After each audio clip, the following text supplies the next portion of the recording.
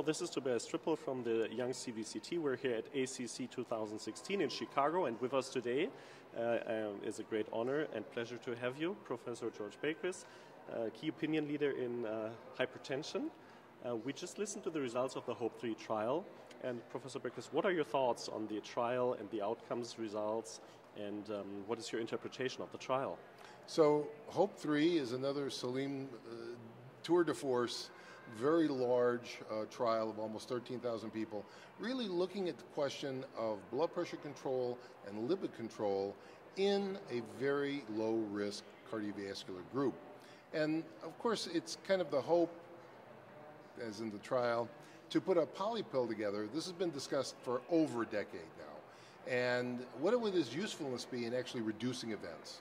And the trial tries to get at that. So the good news is that if you were given a statin, 10 milligrams of rosuvastatin, you got very nice reduction in outcomes, especially with ischemic disease, which is what you'd expect. However, if you were relatively normotensive, which about 2/3 of the people were, if you were given a blood pressure lowering agent, in this case a combination of low-dose candesartan with hydrochlorothiazide, the bad news is that you really didn't get a benefit. However, if you were in the group that had a mean of 143.5 or higher, then that group did get a benefit. So I think the issue is, if you have low cardiovascular risk, should you be on a statin? Probably yes. And should you be on blood pressure lowering medicines? And I would say probably no, unless your pressure is elevated, you've already done the low salt diet and the lifestyle interventions, and you're still, then you probably should be on a medication. And I think it was very wise of Salim to actually use low-dose ARB with low-dose diuretic, so you wouldn't get the metabolic effects and all the other side effects of that medicine, and still got a very nice outcome. So I think there is hope for a polypill. The dose of rosuvastatin was higher than I know the original discussions, because the original discussions were talking about something like a torvastatin, 5 milligrams, very low dose, because you didn't want to cause myalgias and what have you, which was present in the study. So I think that there is a role for this. I think that certain countries have already got a polypill with lower doses over the counter where patients can buy it. And I think this needs more serious consideration on the part of beyond pharmacology by the FDA. And the new FDA commissioner, I know, is pro-polypill. So this is all a very good thing, and I think will help shape the future of medication for low-risk cardiovascular people to further reduce morbidity. So at the CVCT, what we really care about is also trial design. And I think if we look at the way the trial is designed, it's a very simple, very real-life scenario for the design, used with very easy entry criteria, a very easy and easy to convene follow-up. Do you think that these results will easily transform into a real-life setting? I think they're going to be much easier to transfer into a real-life setting compared to much more rigorous trials that have very stringent inclusion criteria, because then by definition you're restricting who you can study, and the outcomes, of course, will be applicable to those people and not the extended group. I think here there was a very nice effort to really use a real-world population, and so that the results could be extrapolated. So I think that is good. So if I understood the trial correctly, it's also ethnically very diverse. Yes. From the patient enrollment.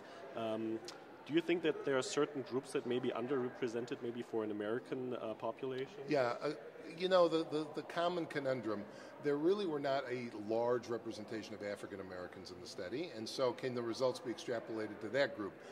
I dare say yes.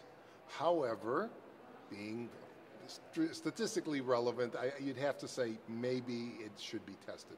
But there's no data anywhere that statins don't work in African Americans, and there's certainly no data to suggest that blood pressure lowering in African Americans doesn't reduce events. So I think it's a bit of a stretch, and you certainly could get an argument on it, but I think you could cautiously expand it to that. So if we take a deep dive into the trial, especially in the arterial hypertension arm of the trial with the candesartan and the hydrochlorothiazide, and put this in line with results from the SPRINT trial, especially the threshold of 140, where we saw these nice results in HOPE, and then the possible harm effect in the lower blood pressure group. What do you think is the relevant message here? So I think the relevant message is if you have good arterial compliance, which is in fact the group that had in SPRINT, there was nobody with isolated systolic hypertension, those people tolerated lower pressures quite well. Yes, they were more likely to have a little orthostatic hypotension, and they were more likely to have side effects in the lower blood pressure group, but there certainly was not an excess of events in that group, cardiovascular events. And I think it's also important to understand that if you are normotensive, and especially if you're taking ACE inhibitors or ARBs, like in the HOPE trial, if you're not drinking a lot of fluid or you become volume depleted, your pressures will go much lower. You will get orthostatic, and yes, you will be susceptible to more harm. So I think one has to understand, I think physicians have lost the situation here. They've missed the boat. If you're giving a RAS blocker, the RAS system depends on the volume status of the patient. If the patient is volume depleted, you will magnify that effect. If the patient is volume expanded, you will blunt that effect. And I think most physicians don't educate the patients about this stuff, and so then they get orthostatic or they get other side effects, and that's a huge problem.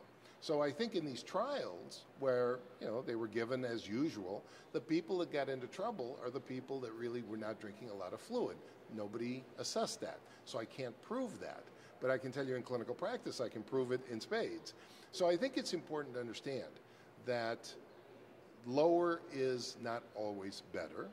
There is a threshold, a so-called U-shaped curve or J-shaped curve. And for systolic pressure, it's certainly down around 110 to 120, especially in people with diabetes. And certainly for diastolic pressures, if you're below 60, you're in deep trouble. So I think one has to understand vascular compliance. You can't just give these medicines. But these, in HOPE-3, they were low cardiovascular risk people. In the SPRINT trial, they were very high cardiovascular and older people.